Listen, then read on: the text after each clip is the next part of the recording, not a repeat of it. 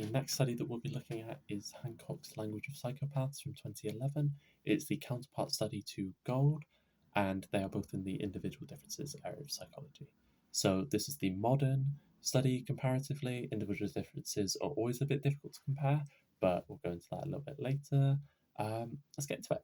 So the context for the study. Research suggests that our use of language gives insight into underlying cognitive and emotional processes. So there'll be differences with that between people, and that the expression is typically automatic and unconscious as a process. So we don't really think about how our language impacts or reflects our current mood, I suppose, or brain waves. So Oxman in 1988 found that speech analysis helped with diagnosis of mental health and was more accurate than a clinical diagnosis. So they're actually adding a scientific basis by investigating differences in language to find commonality amongst those with certain mental illnesses. In terms of the background for psychopaths, psychopaths are selfish and lack a conscience and display the ability to lie and manipulate. That's the definition I have here. Whether it's 100% accurate isn't necessarily true, but for the purposes of this study, that is what we will be rolling with. Studies show that they get parole more easily than other offenders, even though they're higher risk, and this is likely again due to some sort of language thing, which we will get into and see the differences of, which is the whole point of the study. Williamson in 93 argued that this wasn't true at all, actually, and that many are less cohesive and coherent with their language. So, because of this debate in terms of how psychopaths actually use language, Hancock took it upon themselves to perform this study and sort of put to rest whether there are actually any major differences, or maybe these two were just seeing patterns where there weren't any. So the aim was to test how crime narratives differ between psychopaths and non-psychopathic murderers. So all the participants were from jail, they were convicted murderers. It was just whether they had been diagnosed as a psychopath or not, which is the difference. Psychopathic speech would be analysed for indications of an instrumental predatory worldview, as often associated with them, unique socio-emotional needs, and a poverty of affect. So lack of emotional awareness there. The method, it was self-report, it sort of has to be. Face-to-face individual interviews, 14 psychopathic male murderers, 38 non-psychopathic male murderers. These are all imprisoned in Canada. Doesn't necessarily mean that they are all Canadian, but it is likely, and it's likely that they are all from then individualistic cultures, which may come into play, although it doesn't necessarily seem to. We don't have the evidence to compare it overseas. So yeah, less psychopathic murderers, although given how difficult that demographic can be to obtain results for, I think it's quite good given the size of the study and what they're investigating. So all 52 had admitted their crimes, so that's another limitation. They had to find self-confessed ones, sort of just to limit or reduce the impact of potentially having someone who was wrongly convicted, which could skew the results. The mean age was 28.9 years, and it ranged from between 14 to 50 years old.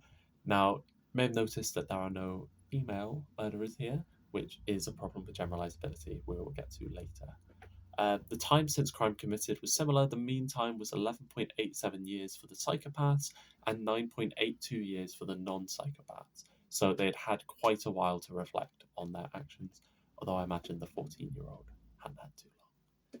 So design and procedure, the psychopathy checklist revised was used to assess participants. There are 20 criteria, and it is a clinically used diagnostic tool. This is official, how they use to diagnose psychopaths. It measures affective traits and impulsive/antisocial traits and gives a score out of 40, and if you get 30 or above, you are classed as a psychopath. I imagine there are other factors that go into that as well, but this is the tool that was used for the study. Trained prison psychologists and experienced researchers administered the test, so these people do have expertise in that area, which is always nice to have, sort of helps ensure a bit more reliability there. And a trained graduate student recorded 10 random tests for inter-rater reliability. So they're trying to see that that expertise isn't necessarily clouding their judgment. They're getting someone else in with less experience just to make sure that everyone's getting the same or similar diagnosis of these participants. There was a verbal briefing where they were asked to describe their offence. It was taped, 25 minutes long, and prompts were used to using something called stepwise interview, which is a standardized procedure of interview. There were two interviewers, they were both psychology graduates, along with one research assistant who were blind to the scores of the participants. So these are different researchers to the ones who have given the reinforced psychopath diagnosis, in order that there is no bias in how they're writing down, even subconscious, there's no researcher bias going on. They do not know if these participants are psychopaths or not, and it is not going to influence how they treat them in this interview. Each interview was transcribed exactly as it was said, and it was analysed using two separate text analysis tools called W Matrix and DAL.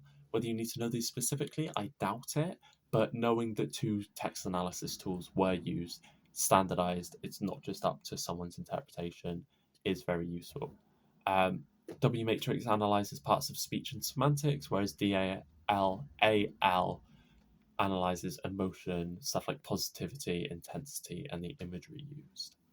So the results, it produced 127,376 words overall, and they found no significant difference in the number of words between the psychopaths and non-psychopaths. That didn't seem to be a different factor in terms of the detail that they went into. Psychopaths were more likely to use words such as because, since, and as, which could indicate trying to explain their behavior. Psychopaths describe needs, but non-psychopaths describe relationships and spirituality, apparently, to do with their crime.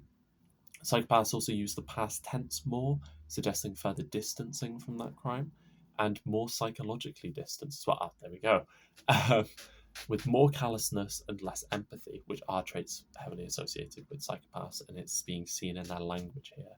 They were also less fluent, with more umming and ahhing, as if they're sort of constructing the sentences as they go, or perhaps they're just not that comfortable in the speaking environment of the interview.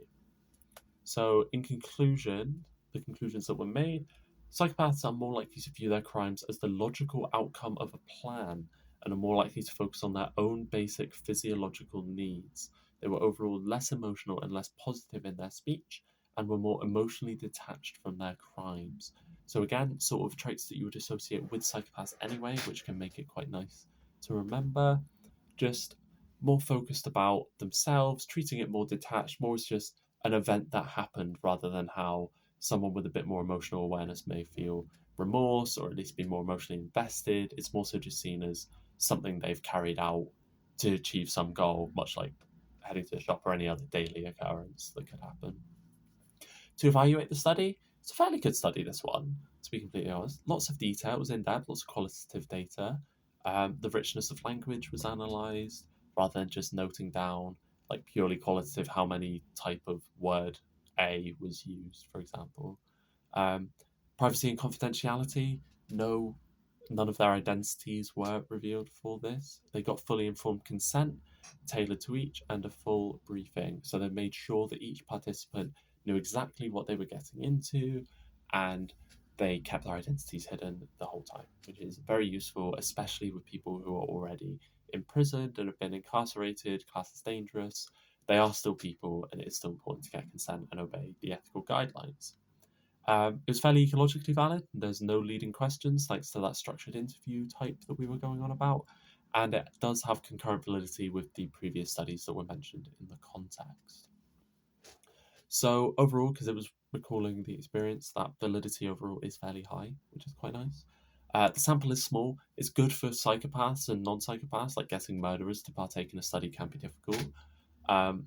But it is still a small sample, and it did take a lot of time to get the results from each of them, which may limit the replicability of it. It's quite difficult to carry out. The raw data is too varied and detailed for easy comparison, which is a risk when you get qualitative data. You can't really perform statistical analysis, and you can't really easily compare the detail that you're getting between each one. There's just too much and too much variation to get between us. There was some social desirability present, possibly, because it's been so long since the crime occurred, and there's no need to get out of it at that point. You know, they've already confessed, but people may still be altering how they're presenting the events just to look better, especially if they know that it's going to be used in a in a study, even if it is confidential, there's always that risk with self-report that the information you're getting is not fully accurate. And it's not very representative, it's in a Canadian prison, and they were volunteers, so there's always some sort of vested interest in performing in that. So not too bad for a study. It's got some of the main flaws that you would expect just from its methodology. They're hard to avoid. Um, but overall, it was effective. It's replicable. There were random checks by researchers. I hadn't mentioned that yet. Other researchers went in, did random checks, made sure everything was going on smoothly. Iterative reliability was high, could easily replicate it. It's quite efficiently done. It's well done, this study.